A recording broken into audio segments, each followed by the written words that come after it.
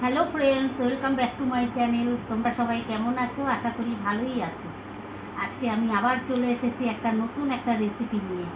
আজকে আমি করব মাটন মশলা কারি।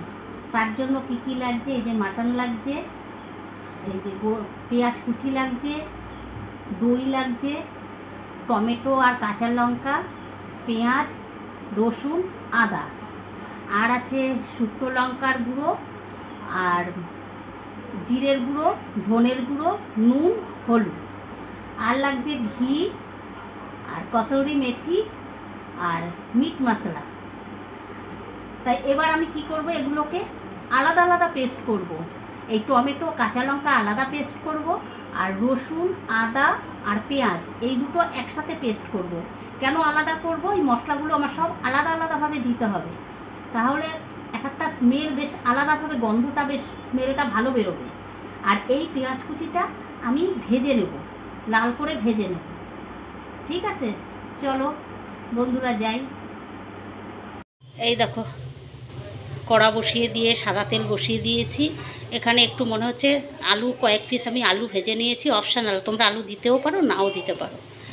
এই যে সাদা তেলেই হবে রান্নাটা। তার মধ্যে দিয়ে দিলাম এই যে ঘি।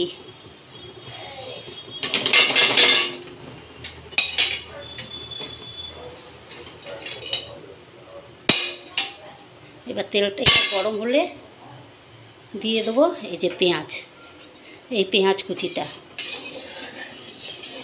আর তোমাদের একটা কথা বলতে ভুলে গেছি, এই যে দেব তেজপাতা, এই যে এলাচ, দারচিনি আর গোলমরিচ।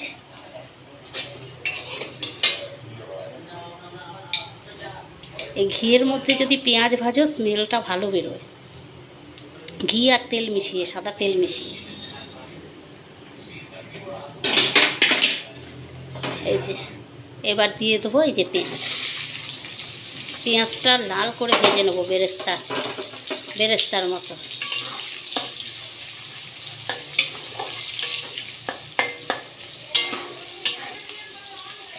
পেঁয়াজটা ভাজা হোক, লাল করে ভেজে নেব। দেখো পেঁয়াজ প্রায় ভাজা হয়ে গেছে। এরপরে দিয়ে দেবো এই যে তেজপাতা, গোটা গরম মশলা, দারচিনি আর লবঙ্গ।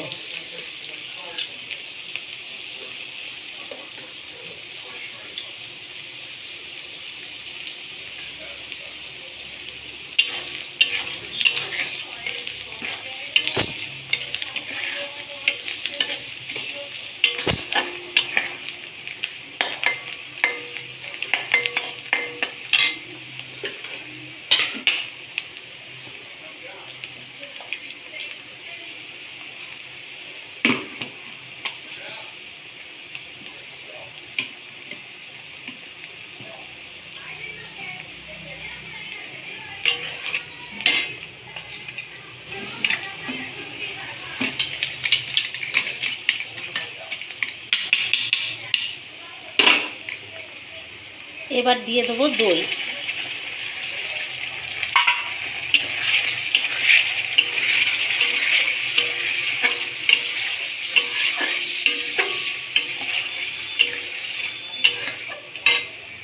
এই দেখো পেঁয়াজ, আদা, রসুন এই যে পেস্ট করে রেখেছি, এবার দিয়ে দেবো এটা।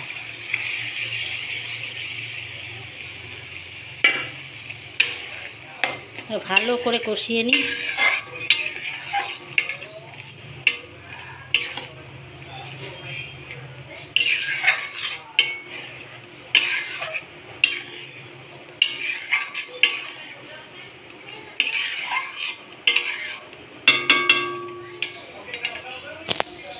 এই দেখো মশলাটা, পেঁয়াজের যে মশলাটা, যে তেল বেরিয়ে গেছে, ঠিক আছে? এখানে আছে পেঁয়াজ, আদা, রসুন, কাঁচা লঙ্কা। এই মটন মশলা কারিতে একবারে সব রকম দিয়ে, সব মশলা দিয়ে কষানো যাবে না, ভাগে ভাগে দিতে হবে। আর এই যে এটা হচ্ছে কাঁচা লঙ্কা টমেটো পেস্ট।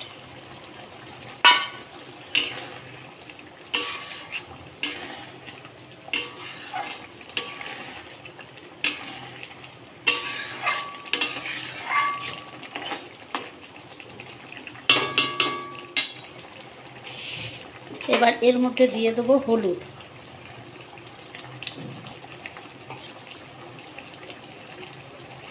দিয়ে দেবো নুন,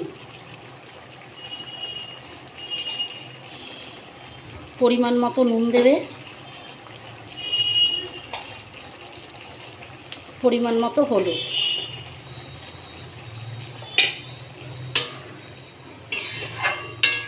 এবার এটাও ভালো করে কষাতে হবে।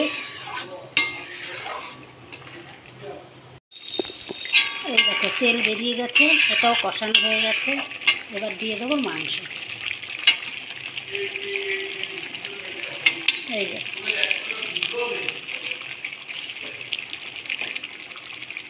দিয়ে দিলাম মাংস। এবার এটা দিয়ে ভালো করে কষাতে হবে।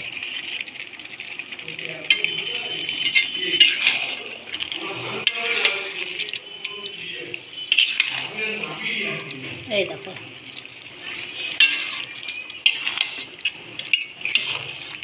আর এটা ঢেকে দিই। এই দেখো মাংসের মধ্যে আমি আবার কয়েক পিস ভাজা আলু করেছিলাম, দিয়ে দিয়েছি। এই যে এবার দিয়ে দেবো এই যে লঙ্কার গুঁড়ো, জিরের গুঁড়ো, হলুদের গুঁড়ো।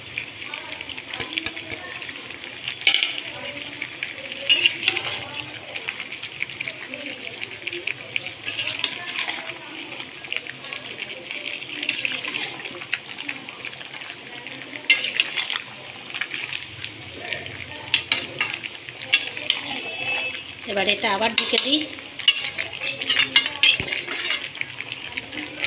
এরপরে আরও দুটো মশলা দেবো। আর এই যে পাশে গরম জল বসিয়ে দিয়েছি। এবার দিয়ে দেবো গরম মশলা,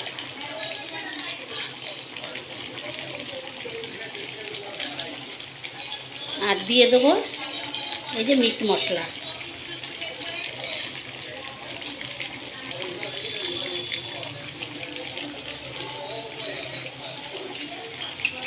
এবার আবার ভালো করে নেড়ে ঢেকে দিতে হবে। তোমরা কিন্তু এই মশলা কখনো একবারে দেবে না, এর জন্যই তো এটা মাটন মশলা কারি।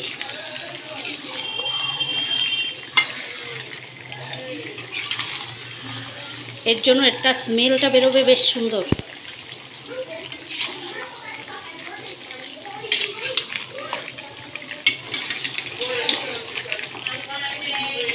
আবার ঢেকে দিই। এই দেখো কত সুন্দর কালার এসছে। ভালো করে কষাতে হবে।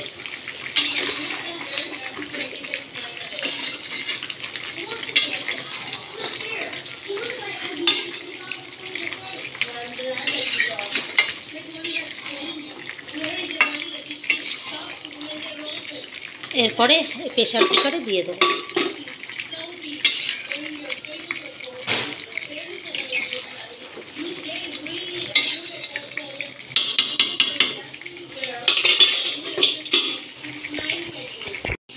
এই দেখো কত সুন্দর কষানো হয়ে গেছে।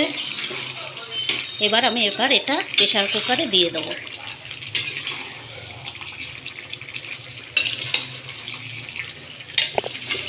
এই দেখো প্রেসার কুকারে দিয়ে দিলাম, উপরে আলুগুলো দিয়েছি, তাহলে আলুগুলো বেশি গলে যাবে।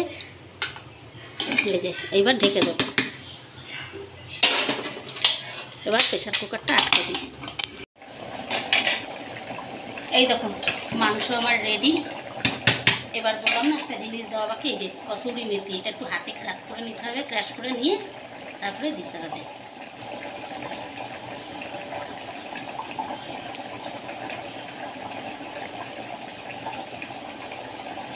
এই যে দিয়ে দিলাম, ব্যাস আমার দেরি।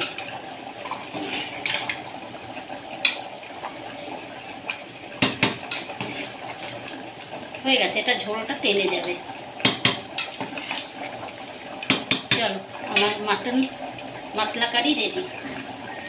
দেখো আমার রেডি হয়ে গেছে মাটন মশলা কারি।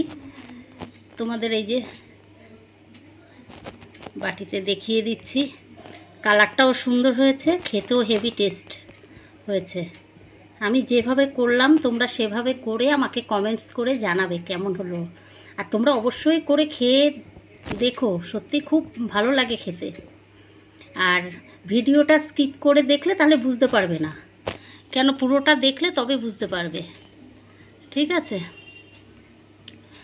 তাই দেখো আজকে রান্নাটা তোমাদের শেয়ার করলাম, কেমন লাগলো। তোমাদের যদি ভালো লাগে তাহলে লাইক, কমেন্ট, শেয়ার অবশ্যই করো, ঠিক আছে বন্ধুরা। আর নতুন যারা এসেছো তারা অবশ্যই সাবস্ক্রাইব করে আমার পাশে থেকো। আর পুরনো বন্ধুদের আমার অশেষ অশেষ ধন্যবাদ, কেন তোমরা আমার পাশে থাকার জন্য। তা ভিডিওটা আজকে এখানেই রাখছি। তোমরা কিন্তু অবশ্যই আমাকে কমেন্টস করে জানাবে যে এই মাটন মশলা কারি কেমন হলো, ঠিক আছে। তা চলো ভিডিওটা এখানেই শেষ করছি। তোমরা সবাই ভালো থেকো, সুস্থ থেকো, সাবধানে থেকো আর আমার পাশে থেকো। ওকে বন্ধুরা, চলো টাটা, বাই।